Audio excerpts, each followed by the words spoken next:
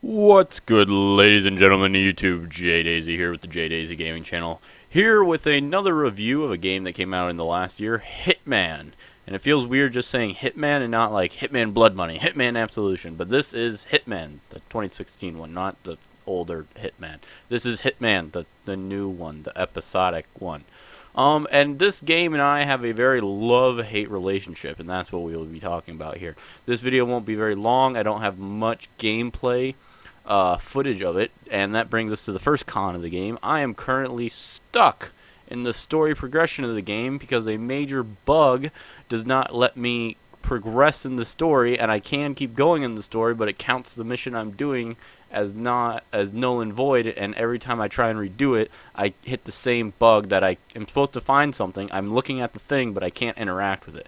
So I am currently not able to progress in the storyline, but I know what happens. So I'm pretty good at knowing what's happening, and I've seen other people play it. But so that is a major con against the game as of right now, is the fact that I can't continue in the story of the game. So that's a major downfall. I would like to congratulate the developers of this game for doing it in episodic. That is, I wouldn't say rare anymore, because ever since Telltale came out with their episodic games, that's not so much rare anymore, but it is rare for Hitman, or really any quote-unquote AAA company to do a episodic. Telltale does their stuff episodic, but not really. You don't see like Witcher or anything. So Hitman to say, hey, we're going to do this episodically, you know, kudos to them for taking a gamble. I don't think that gamble paid out. Personally, I would have been much happier paying full price and getting the full game. It was kind of nice, like, oh, I paid full price, and then, you know, a couple months down the road, a new thing was added on. But then that occurred to me that this is just, they're just giving me the parts of the game I've already paid for. You know, it would have been one thing if these were like DLC missions that came out, and if you bought the game, you got the DLCs for free.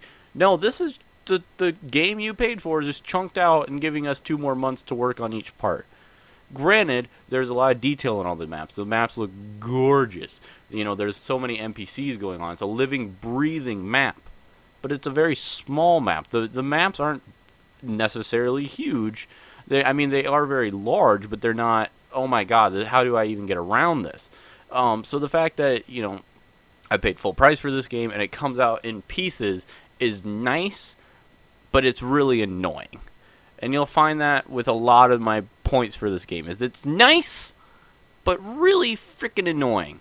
So the story of this is supposed to be a prelude to all the other Hitmans of how he kind of became to work for the agency and all that, and his them kind of testing him. And if you haven't played any of the Hitman games, don't worry, you can play this one. You won't be that confused. The first like 10-minute cut screen. Other than that, you'll be fine. I think I played Blood Money and Absolution, and then this one. So, was Absolution the last one that came out? I think so. Yeah. Anywho, so I'm not, you know, I didn't play the first one, but I get the general gist of what's going on. And Agent 47 is a major player of cosplay. He likes dressing up as other people. Another big thing in this game that is really nice, but really freaking annoying to me, is the challenges, the challenge modes. These are things that'll come out for about once a month or so, and they are, go to this place, kill this target, kill him in this way or any way, but you can only play it for this certain amount of real-world time. And sometimes they're what they call elusive targets. So if you miss your first shot, they're gone and you're done. That's your one shot gone. That's really cool. I really like that. That's really exciting. But it's really freaking annoying if this isn't your only game you're playing. If this is the only game you're playing, that's awesome. Great. Now I have something to keep me coming back and coming back and coming back. But if you're like me, and I think most people probably are, this isn't your only game. You have other games going on. You have life going on. You have work going on. You have everything else going on. You can't be like, oh shit, the new challenge mode in Hitman came out, I better sit down and play that. Or you're not a real world assassin. I get that's kind of what they're going for, like, hey, this stuff has to happen right now. We got to get this done. We got to go after this guy. Go. It's kind of it's really annoying because you can't go back and try those after that time limit's gone. It's gone. But it shows you, hey, this is what you could have been doing. hey, you could, if you were playing on the 3rd of November last year, you could have been doing this and going after this guy. He's a chef. You could have dressed up as a chef and killed him with a giant chicken suit. That's gone for me. You could have killed Santa Claus and seen him hovering around. Oh, but you were busy having Christmas with your family? Why weren't you playing Hitman? So that's really freaking annoying to me, but really cool at the same time. Visually, the game is amazing, if I didn't mention that. It's very detailed. The world, the maps feel like they're living. That's a really big thing. They're very... they're right in that realm where they're large, but they don't feel all that large at the same time. A lot of them have like several layers. Like it's a smallish map, but it has several layers. So that's kind of a cool thing. Another big con against this game is a constant internet connection.